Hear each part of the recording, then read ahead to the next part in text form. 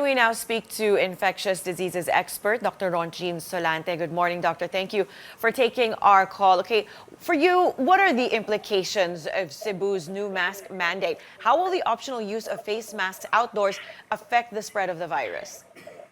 Okay, Ria, good morning. So let's put it in the proper context. Okay, we just say outdoor, it's not risk-free. There's still risk for transmission, although the aerosolization and airborne transmission may be lower because of a proper or adequate ventilation.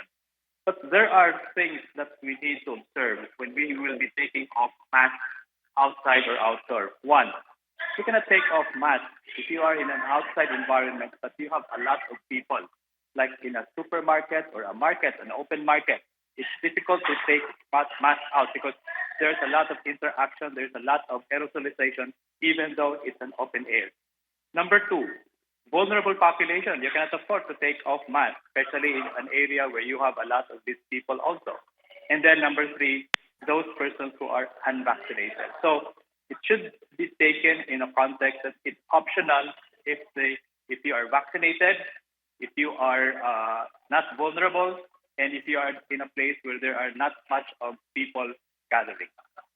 All right, doctor, we did mention that Cebu has a higher alert level than most parts of the country, including Metro Manila.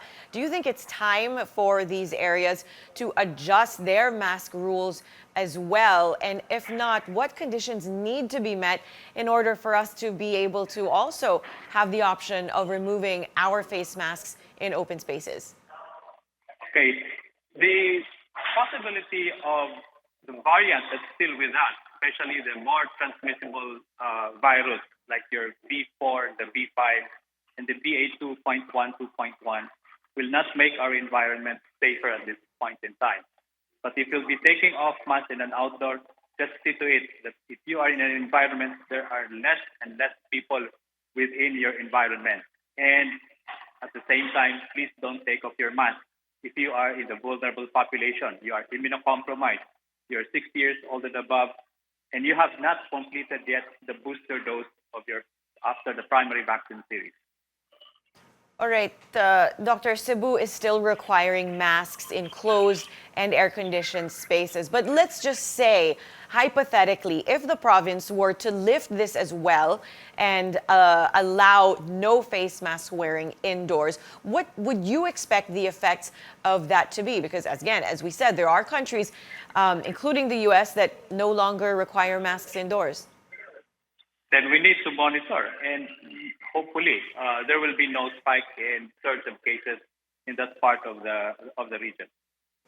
All right, so it's really something that we would take a risk with, but as you said, we would have to observe. Thank you so much for your time this morning, Doctor. That was infectious diseases expert, Dr. Rontgene Solante.